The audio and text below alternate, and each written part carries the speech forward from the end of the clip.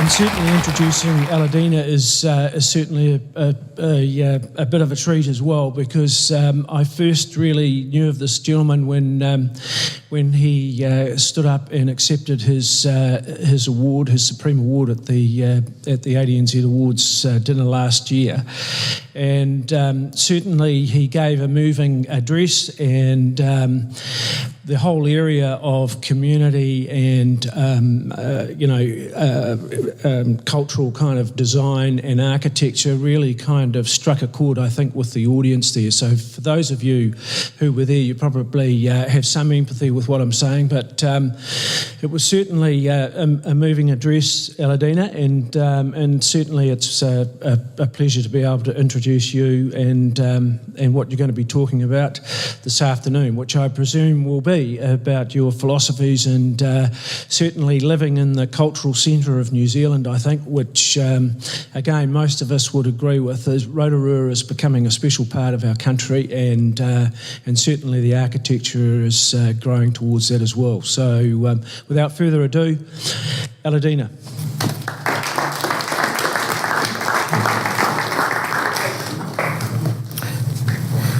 Thank you very much, Mike and Phil, for the invitation.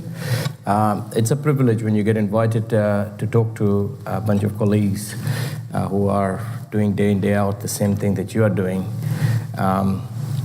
We'll talk about the award towards the end, because that was total shocking, surprising, and I was absolutely, it was like the ground had moved. But to come to that, and the journey beyond is what I want to talk about.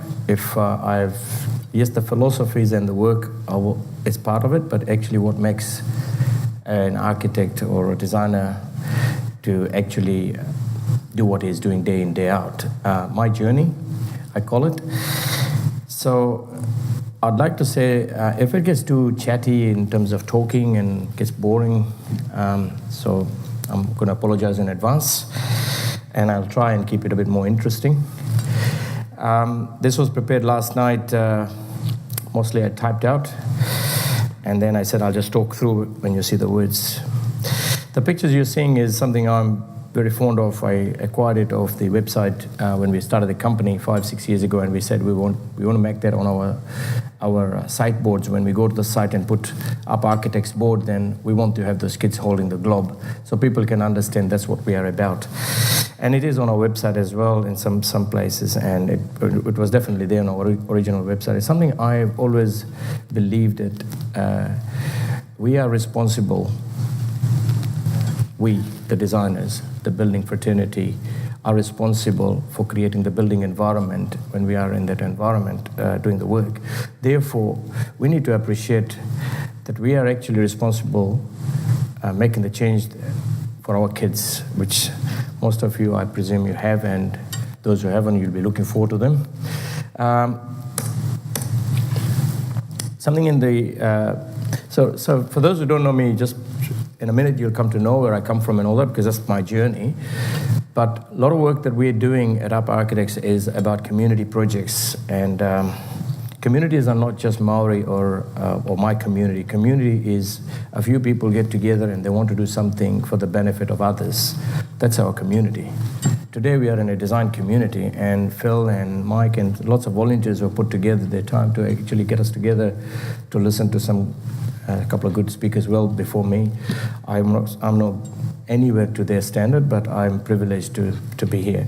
So this world is inherited from our ancestors, and we tend to forget sometimes that we actually have borrowed from our children. So we put that slide in our website, and we also put this on our sites where the constructions are happening with our company next to it, so everybody appreciate. And then I found this slide as well in the website when I was doing one of my projects, and it was very much in line with the koru design of the project I was handling, and it really tied in with the meaning of koru as a Maori symbolism, where a little kid is inside this fern growing, and as the fern opens, the kid grows out, and of course we all know when the kid grows and gets older and gets married or not, as his own kids. Then we have the next slide, which we tend to forget that we live in a community all the time, whether we like it or not, unless you are in somewhere desert, alone, or forest. But most of the time, we are surrounded. Either we are on the road, we are surrounded by other cars, or we are at school when you're studying, or we are at work. And we tend to forget that we always have common goals. And yes, we have differences, but we have common goals most of the time. We're trying to go towards the same direction. In this community, we are designers. We're trying to improve the city where we're living in, or the environment we're living in, or the projects we're working on, and we're all here for common denominator.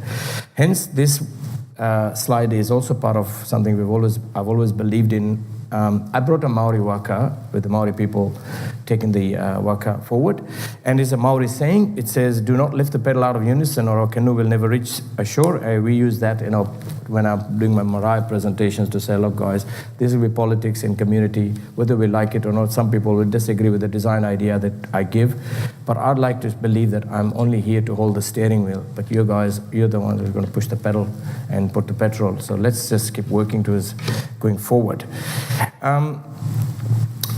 Coming back to where I come from, my origin, I come from a beautiful country called Kenya. For those who don't know, it's in East Africa where all the fast runners come from. And as I said, my speech might get a little bit boring, so I'd like to see the exit door that I can run, and hopefully I have the fast running skills. I'm Indian ancestry, born in Kenya in 1968, so I may be a bit of an old bugger here for most of you. But I'd like to bring up that date just to highlight the fact that it was only 5 years after Kenya got its independence from British colonial power. It's very important to know is because that part of my life as I was growing up, first 10 years, is what is brainwashed in your minds at school, at home, and your communities and all that, because they've just come out of colonial rule. Unlike what New Zealand was going through, in Kenya we had a lot of challenges. We were supposed to survive. And until today, the same story happens. My kids are all raised up here. My daughter is 18 and going to university, and my other daughter is 12, and their son is 9. And I keep telling them that, you're very privileged in this country, and there is a reason why you're privileged, is because this country has already got a lot of things in place. Your mom and dad had to do a lot of things themselves. So we keep brainwashing them on that basis, but we were getting brainwashed as we were young. So I was pretty much schooled in an African primary school, predominantly by black people, lots of them in it.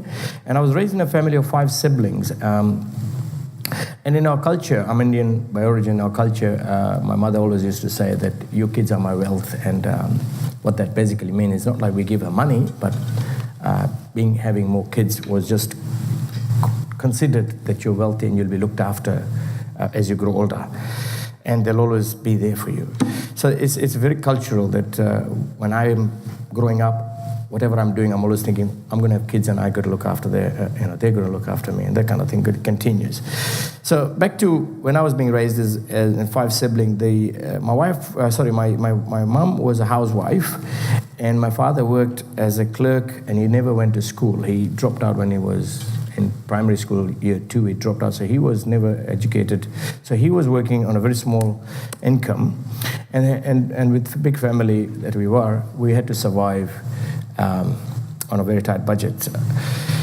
So from age of 10, my eldest brother, who is about 10 years older than I am, so you can always put the context together, I'm about 48 now, and he's 58, but at that time I was 10, he was 20.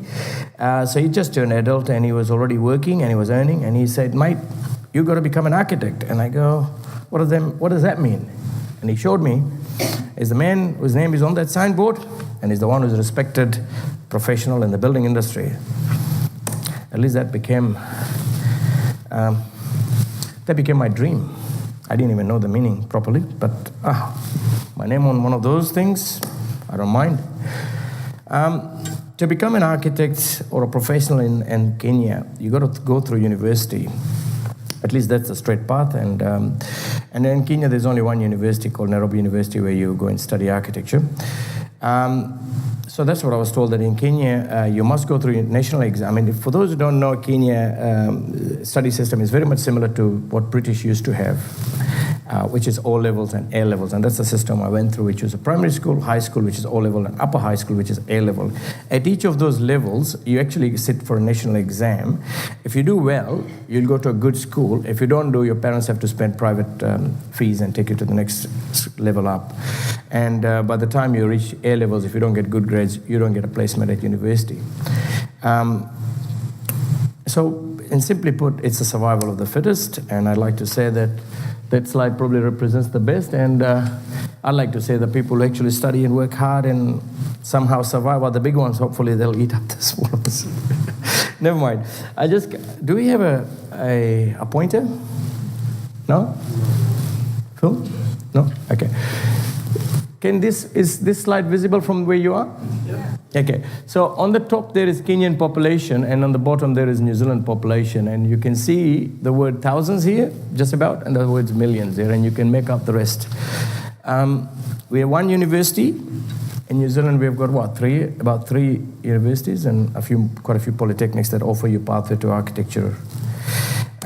It gives you an idea what survival of the fittest means, and there's a 40 plus million population of people. This slide is the latest I put together because my niece, she's also turned 18, and she has just finished her final year at high school, upper high, and she's about to go to university and become a dentist.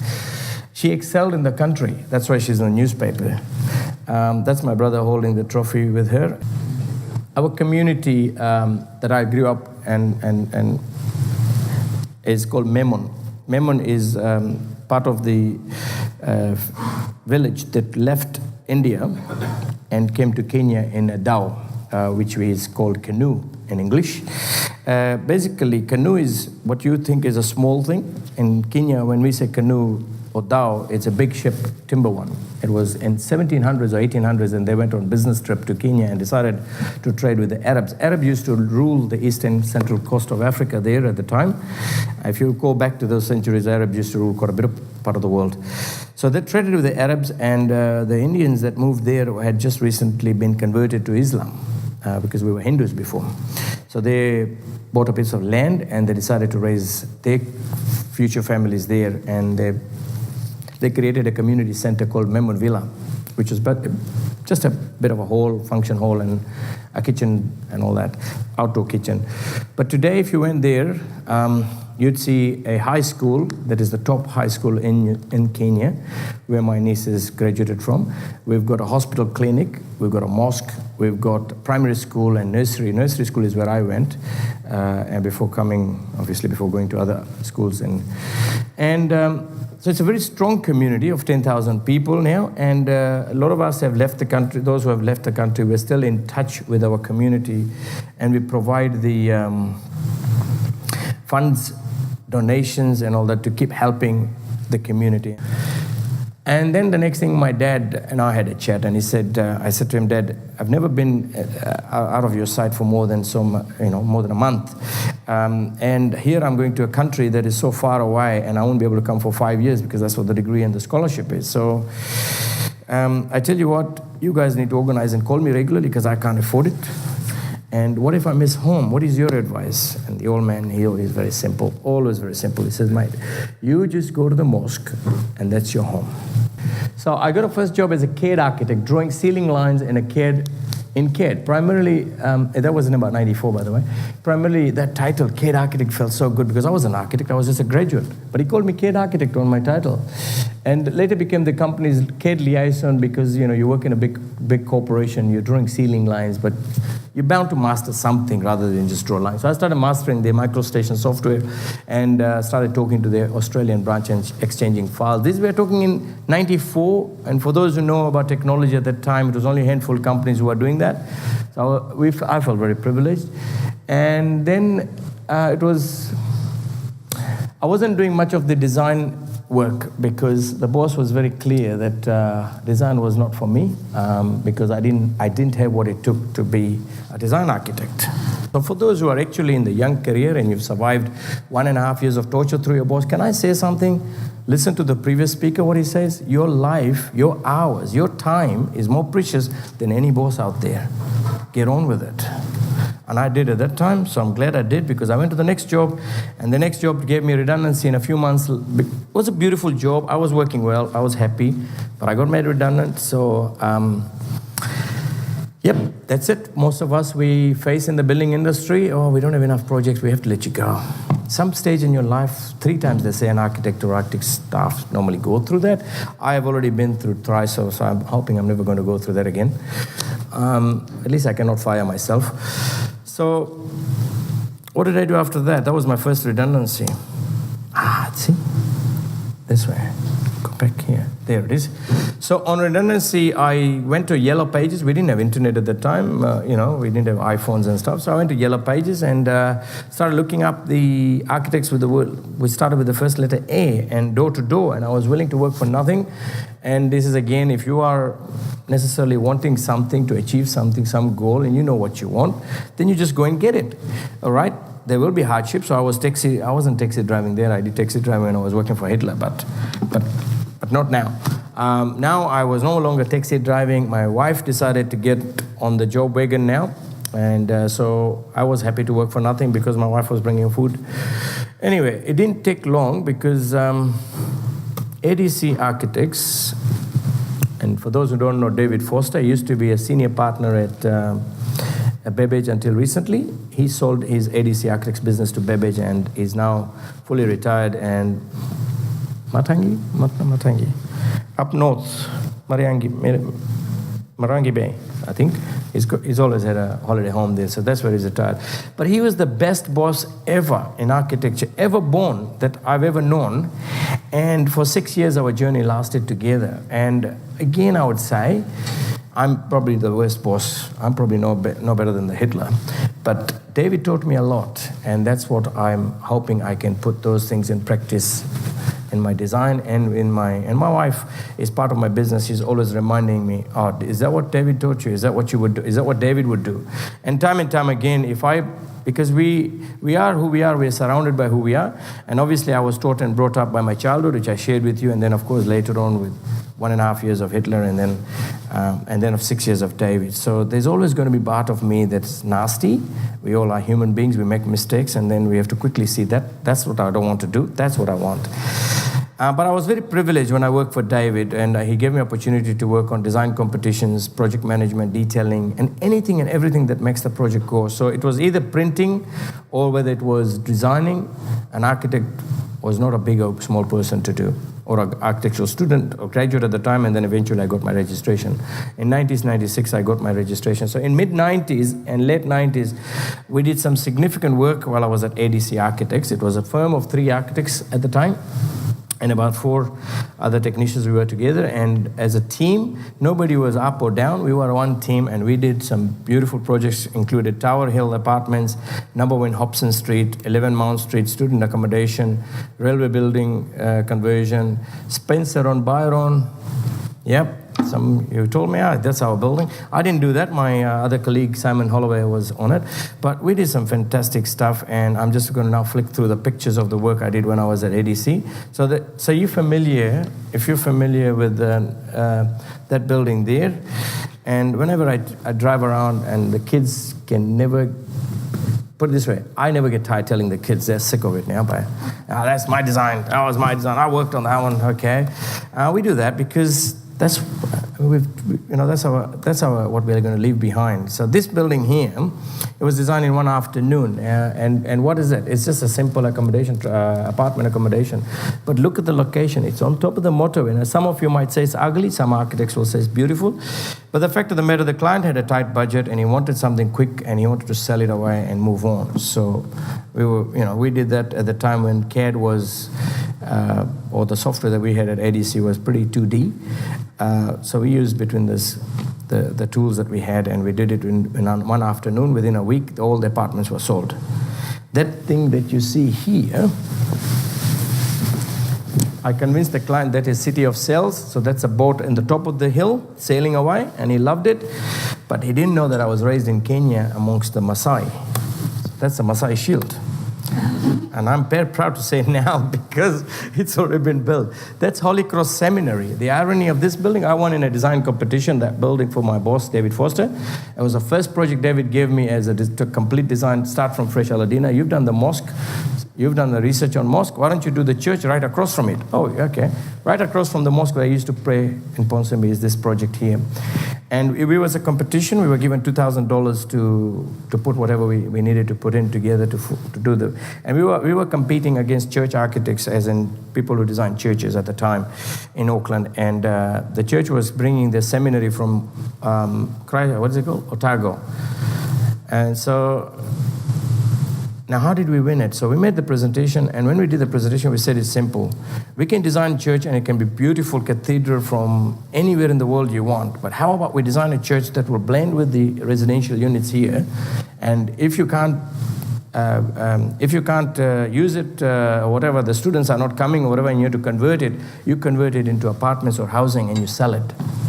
Or the church, so the dollars are right. And so we won the job, and we carried on, and it was the first successful project that got built under budget and in time. Just here we go. How do I go back here? Toscana, this is not far from where we are right now. There's a multi-million-dollar apartments in Tekapuna that was done for a developer while I was in the ADC. And then in 2002, so there was lots of projects. I'm just giving you a few clips of some projects I did. And David had one philosophy, is that we're not working for awards, we're working for a client. And if I'm not allowed to say his fees, but if I said to you his fees, you'd be surprised how little money he was charging the clients. And the thing was, he was turning over work, which is something I really learned from him quickly, that if you turn over work, you get more projects you can show and tell out in the real world, which means more clients will come to you. And that was successful business strategy, rather than working towards the awards or becoming good known in NZIA. And David was never a fan of that. So he always remained low profile. I wish I can say that same about me to a certain degree, but certainly David, his work that I've just shown you, some of the work I was doing at his office, you would never have known that his company did that. In 2002, I parted with the firm and started my own company because I was really I was very ambitious that I wanted to start something and run, and David was sort of, let's stay with that. And I said, no, Aladina, I'll part, but I'll support you whatever you do. So when I started my firm, I didn't have much work, and in 2002, I ended up working on contract. So in 2003, I joined a construction company called Canem, and the boss there was marvelous. His name is Lucas Petru, and he put me up on site, and he gave me a title called site manager. So I showed up there, and the guy said, the real site manager said, what are you going to manage? I said, I don't know. This is what they've done. He said, you sit in that corner and clean my office, which was basically a shed. So I was dusting off his office for the whole day, and then he came to me, a South African guy called Mark Mitima, lovely fellow, by the way, but when he comes on site, he was cutthroat. Many years later, we joined in again, and I was an architect back in the architect's office. But at that time, he was the toughest dude on the site, and he said to me, look, I'm not going to make you any leader in anything. You have to show me what you're good at. Obviously, Lucas has done you a favor, so you shouldn't be sitting here. But since he's told me, so I'll put you here. So I sat there, and he gave me a title, first safety officer.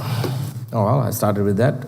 Then after a while, I got a title called site service coordinator. Basically, I was looking at all the pipes and wiring which was going into precast concrete. So Waitakere Stadium was one of the largest projects at the time that everything was going to be cast on site, concrete-wise. It was a huge learning curve for any architect or designer who is actually thinking of pursuing his career to the next level and changing a gear or shifting a gear. They should work a bit of time on a construction site to understand the real difficulties that builders are going through, the tradesmen are going through, all the safety issues and all. So I learned a lot, a couple of years there. And then I learned the culture of site as well, which is something you don't get privilege when you're sitting in the office. And then after that, obviously that contract finished, so I had to go to the next contract. And I was fortunate that one of the project managers who was working at Works Infrastructure had just picked up the number 1 Hobson, or just completed number 1 Hobson, which was my design. And but I architect anymore with the ADC, but he was looking for a design manager for a project called Empire Apartments, which is a twin towers in Whitaker Place. So he employed me there as a design manager, and I was there for up to 2006 beginning.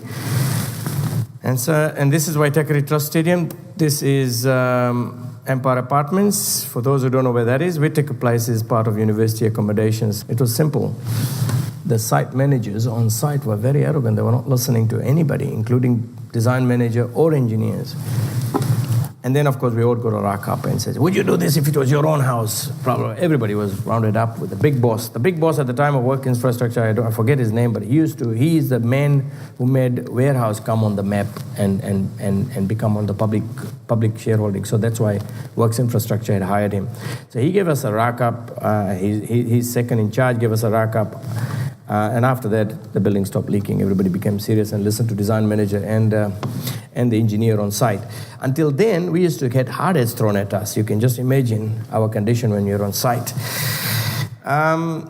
2006, I got offered 2 jobs. One was a design manager, because now that I had worked on a very big project like that, so I carried something good on my portfolio. I can go and ask for any job. So a Korean developer was offering me a job on the largest, tallest apartment commercial building ever to be built in Southern Hemisphere. Do you know where that is? Does anybody know where that is? Largest, tallest commercial apartment building in Southern Hemisphere. Some engagement with the audience. Anybody knows where that is? Elliott Street. To this date, that building hasn't lifted off, right? Yep. That developer interviewed me, gave me the job offer, and I wouldn't accept it because something was sounding fishy, because I had another job in play offer from Rotorua. And so in the interview, he said, Aladina, why don't you make up your mind, in Korean accent, which I can't repeat.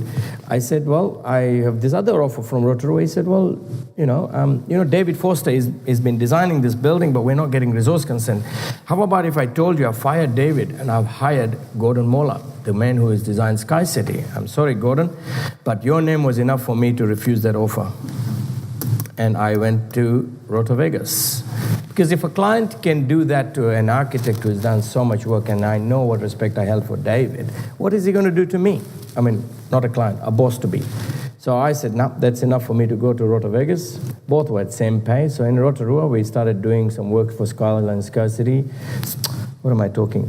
Not Sky City. Skyline Sky Rides. And my own house. And did some fancy stuff on the house. Linmore Primary School and many other schools. And to be honest, when you've done such big projects, you come to Rotorua, such a small place, already felt like I was almost no human being. I mean, you get raised of 40 million people in Kenya, then you come to Auckland, already it's quiet, then you come to Rotorua.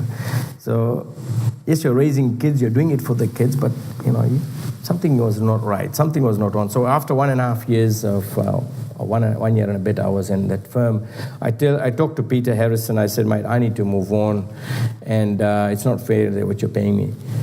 And we parted. In 2007, I got offered at Opus and to look after the Rotorua office with lots of big promises. And I'm not going to put Opus down, but any big firm who wants a staff with experience that I was carrying, they will want you not to go to another place. They'll say, okay, we're going to do this, we're going to do this. So I said, yeah, fair enough, it's Opus. It's a big firm, I can do that. And to a degree, I did get that, actually. We won a New Zealand Institute of Architects Award in 2008 for commercial development, which we did in Rotorua. And in 2010, we got shortlisted for another award, and we had very little disruption from the management at that time, because Rotorua was being managed by Hamilton. At some point, I will have to tell you what it is you're doing wrong, and if you don't change, I'm sorry, we'll part our ways. Because I got my life is short, and I want to move on. So we did that with this manager here, and I told him that what he was doing was not fair, and this is why we're losing jobs. And in later years, he found a way to make me redundant, which was the best thing I got ever done, actually. So these are some of the works I did when I was in Opus. This is a Timberlands office building in Rotorua. This is a church in Whakatane, a school in Makoya School, and my daughter went to the school, the one who's now going to university. When she was going to school, I was designing that bit there, intermediate school. And, back, yep. another school for Tuhoi, which was designed like a wharekai, and gymnasium and all that. Inside details, and it's technology block. So these projects, we didn't get them on the platter. We had to win against other architects and project managers and designers, because Ministry of Education, for those who work with Ministry of Education will realize, to win the work is one thing, to do the work and make money is another thing, and then if you're working for a big corporation like Opus, to show that you've made fees that can justify your job is a third thing. Those are the three challenges I was dealing constantly. So first, we put Opus on the map to get school projects that they were not getting in Rotorua Bay of Plenty at that time. So we got those ones, and it was not long before I actually was on Opus International magazine. My project photo was there, and my personal photo was next to the CEO, so in the next page. Things like that started happening. It felt good. Wasn't low profile anymore. So we reunited my wife's family. So he came and he stayed with us, and he was my chief advisor. And he said to me, at that time when I was working for Opus, that you are being a slave and you need to start your company. But I did that about 5 years in Opus. Then after that, I got made redundant. That's when he says, now you'd be an idiot if you don't start your company. I had 2 contracts awaiting, new contracts fresh with clients saying, when you start your company, we'll give you the work. And I still was looking for work. I went to Christchurch, I went to Napier, Wellington, Auckland. Everywhere I was promised a job, but subject to getting a project. Nothing was moving forward. It took about 3 months. Meanwhile, my contracts were going to become redundant. So one of the guys who was going to give me a job, he said, why don't you start your project, whatever your contract got, and then we'll talk about it in a month or 2 times. So I did exactly that. And as I was doing that, my father-in-law changed my mind. He said, why don't you start a company and set it at your style with the way you like it. I use the word kaumatua. For those who don't know, it's an elder in Maori. But for me, my father-in-law was my kaumatua. My dad in Kenya, he's kaumatua. He's 85 years old, and he's always blessed me with what I do. So my kaumatua was my landlord as well here in Rotorua, and he said to me, when you start your marae, your company, you do a first marae project, you do mine. I'll give you the job. So based on that, and he said one thing you must do is you form a company, form it for the right purpose. And so when starting my mission, when starting Up Architects, so we're gonna now talk about Up Architects, and we're going to talk about philosophies in a minute. So when starting Up Architects, which was 2011 August, I got made redundant. 2011 November, I officially launched Up Architects. Meanwhile, we were doing all the setups. So 2011, when we started Up Architects, the vision that I had was still the same, that the work need to come from the current station of residence, because we lived in Rotorua. We enjoyed Rotorua lifestyle now, and Rotorua doesn't have enough work to feed all the architects, so how are we going to do it? So we got to understand, if you live in New Auckland and there's no work, I mean, there's ups and downs even in Auckland, right? Today there's plenty of work, but 5 years from now there may not be. What do? As a designer, as an architect, I've learned one thing. You don't wait for work to come to you, you go to work. And how do you do that? Well, the only way you do it is you put the wheels on the road. You get your rubber on the road and go out there and talk about your work, do the marketing, and share what you've done. Because, you know, the best thing the architects have is not the brochures, not the flyers. It's the work we do. And they stand up. You just like the slides I showed you. So I was willing to go anywhere but to bring work to Rotorua and people in Rotorua, or for that matter, New Zealand. And even if it meant to go to Kenya and bring work back here and get it drafted here, whatever.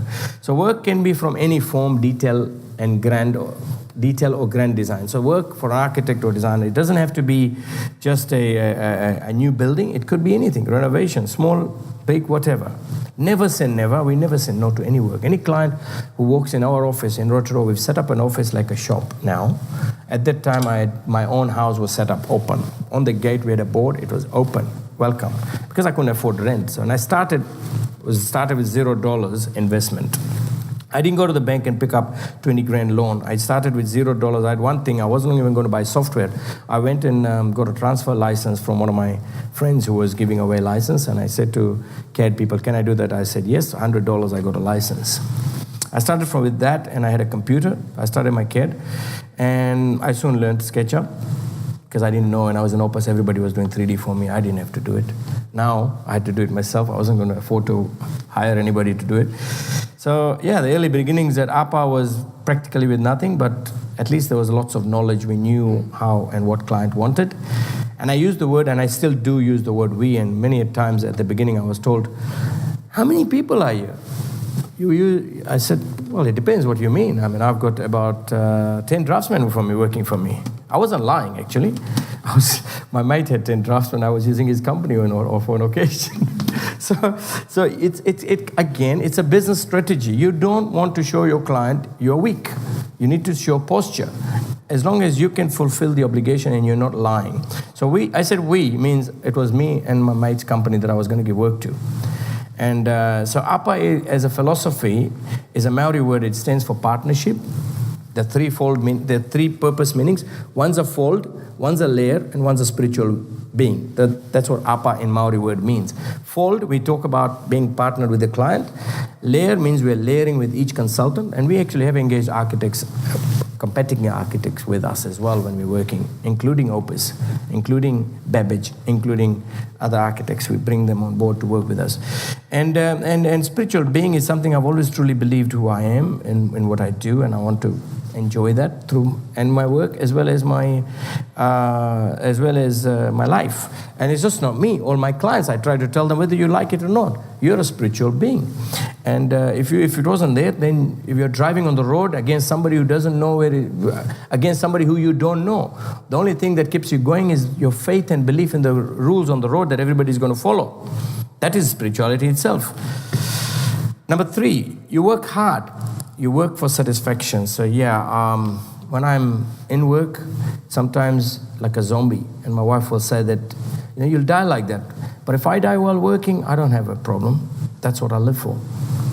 And my kids understand that, my parents understand that, my wife understands that now. They didn't understand, my wife didn't understand for a while. She expected I'll change. I kept telling her nothing will change. This is it. Until her father came and lived with us, and he says, this man, that's what drives him. Just let him do what he is doing. So today I can stand here and I say that this speech was prepared about 2 a.m. last night because I didn't have any other time. And my daughter kept telling me to help me, and I said, you can't. Until I've written some words, you can't help me. So the theory was that I've done this, then my daughter was going to put some photographs that would reflect the words and it would make it more dramatic.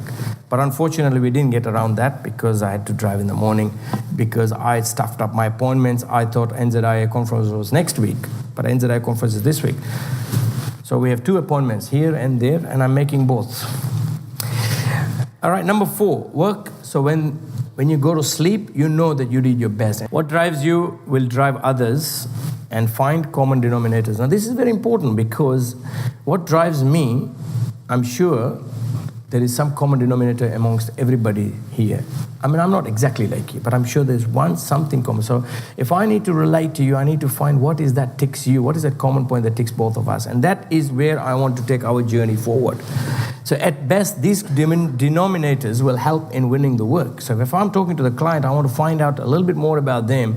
What is that ticks them that's ticking me at the same time, and we're going to relate to them. And negotiating fees, we'll do the same when we're talking about fees. And sometimes we're sitting and they'll ask you the black and white question. How much fees do you charge? I said, forget about fees. I'll do it for free if you want. But can we work on the understanding of where you and I are going to go forward with? So don't talk about exact amounts or dollars if you can avoid until you've actually got the common denominator sorted out. Once the common denominator is sorted out, the client will be willing to pay you anything because now you've related at a different level. My brother and my cousin, rich cousin, very wealthy in England, offered me a project, and he asked me how much fee, and I said free. To this day, the job hasn't come to me. Okay, every client is a human being, and if so, they too face similar challenges. Now, don't get it wrong. Most of my clients end up being my friends, not the other way around. I try to get my friends to stay friends, not me, my clients. But my clients end up being my friends. Why? It's just the way we are. We are human beings. We will relate to them to that level that they want to cling on to us as our friends. So I'm just going to show you some of the works we've done in APA. And this is not limiting. There's a lot more slides. Otherwise, we'll be here all day. So I'll just quickly flip through the pictures. First picture I bring up is that hongi, the greeting, Maori greeting. In Muslim, we hug. Not to the ladies, to men. And in Maori, we do the nosy. And the nosy basically means we're now part of the same atmosphere. So no matter where you are going to go after this, we have actually clicked at that environment level. Something that I always wanted when I was 10, I got that at some point. As when I was, of course, in Opus, I used to be Opus badges everywhere, or other company, but now with APA, it was something. In New Zealand, doesn't mean anything. In Kenya, it probably does, but in New Zealand, having your name on the sideboard, it means nothing. Actually, it means more responsibility. Ota Marakau Marae, I did this project when I was in Opus. I was a project architect and a design team leader, and a very tight budget. For those who don't know Ota Marakau, it's you might know in Bay of Plenty there's a beautiful beach called Pukehina or Maketu, around about those areas. And the Maori people who are set up there, the iwi is called Ngāti Makino. And Ngāti Makino and Ota Marakau people settled there because of the seafood primarily. That was the history. So when we got this project when I was in Opus, we were initially told to go there. I went to the site and loved it. I said, I wish I can get this job. The client had no budget. They just had a bit of money, and they said, we want to build this new wharekai. Wharekai is dining hall, and it has commercial kitchen. Now for me, it was the first marae project to build. Up until then, I was doing more of renovation work when I was in Opus for marae. So build, I didn't know all the budget things. So I went back to the office and I said, share that with my colleagues, and they said, look, a marae project with 300,000, you'll go nowhere with it. Even if they go to lottery commission and they'll get another 600 if they're lucky, but you got to tell your client that they need more money. So I told my client they need more money, and the project will probably need to start when they have that kind of money. And how are they going to pay? How are they going to pay our bill? The task from there for every designer and every architect, the design in a minute I'll tell you is not when you actually win the job of the design. The design starts a lot earlier and it finishes a lot later. But the task of the project architect and the design architect or the project manager at that time is very simply is how will the budget work, and never to lose focus on it. So we consulted with the people who manufacture timber, we consulted the people who manufacture ceilings, membrane roofing, all that. Right from the beginning, I started the journey with them and brought them on board, and we made it happen. We got the tender of the builder in budget, everything. Then the next journey was funding applications, and we applied for funding. I didn't apply for funding. The client applied for funding, and Opus made me redundant. Both things happened at the same time. One was going forward, one was going reverse. So I was in my complete legal right when the client applied back to me 3 years later saying, could you please be our project manager to finish this project and we want your help to apply for funding. We hear you're helping other marae people. By now I had mastered where the money was sitting in the government kitty. So I'm sorry, that was the project that is long story, but we're doing other projects, and that's a Lakeland Queen Jetty, which we did for council. There's a long story to that. That's a religious school for kids, madrasa they call it in Christchurch. That's funding is pending, but the construction is approved and we've already got consent for that. This one is the biggest job that I'm doing at the moment in Auckland, in $25 million plus, in Porchester Road. It's a mosque, a school, complete school for secular education, as well as gymnasium and swimming pool. And you can see the style of what we're trying to do is we were trying to move away from a mosque that looks like something that you see in Middle East or other places, because it needs to come out of New Zealand architecture, Waharoa and Maori styles adapted. And then I got approached from Fiji for a big project there, and again we've got the Golden Tabua philosophy taken into that master plan of the ground. And I'm sliding fast now because we're running out of time, but I want to quickly talk about my design philosophies, which probably some of you want to know. The design is a process with varying degree of influence by various participants through the course of the project. It's very simple. The design starts when the client decides to buy the site or owns the site. There are presumptions that the client is making at the time, so he's already designing in his head, not knowingly. All right, the end user, right at the end, who will make some adjustments. So design is all in between. Therefore, my role is dependent on when I'm invited into the project. So to make the most suitable, appropriate contribution is would, if I'm invited in the middle of it, then I'll take it from there. And when I'm taking from there, I'll always look what others are doing. So I'll consider geographical location, suitability of the client's activities, and then I will prepare to work on. So all projects, number 3, all projects, if possible, they must be looked in a holistic way.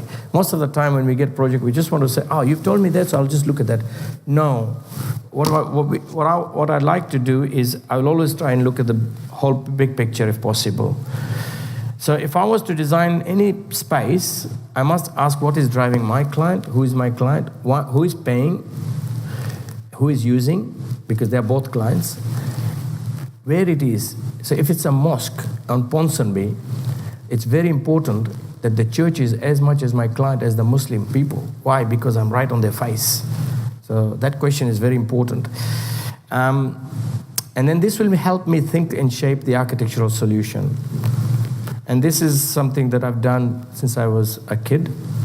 And not kid as a designing architect, since I was young in my design practice. All projects, if possible, must be looked at holistic, no matter whose design it is. So if I'm on a project, then I'm very nosy. I'll find out if there is another architect working or has done some other work in the past. I want to know what they had influence here on. I want to get a bit of a better brief and understanding of the wider context. And then, for example, I did a job in an ADC for a student developer, student accommodation developer, and he wanted only 3 floors. So my job was drafting. And my nosy nature got to an understanding that we can actually build a 11-story building. And then I proposed that in a design form to my client while my boss was away. I did all after hours. And the next thing is, I climbed up the ladder in my company. So, budget, timeline, authorities, one cannot be blind to these constraints and set loose in dreamland. Whatever we come up with in sketchy matter, we must have inherent in our mind thinking about how it will work. This is the last slide, by the way. Rather than not coming up with creative thoughts at all, first, I switch off the rational mind. So when I'm designing, I try to tell myself, forget about the budget for a minute, forget about that. That's there in the background, but let's just do the sketches, let's dream up, and then find a practical way if we can get to it. So if otherwise what will happen is you're constantly dragging into the budget, and you're never coming up with creative thoughts. And last, which is the most important one, and it's a slogan in my emails and everything that I do, is imagine it's possible. Thank you.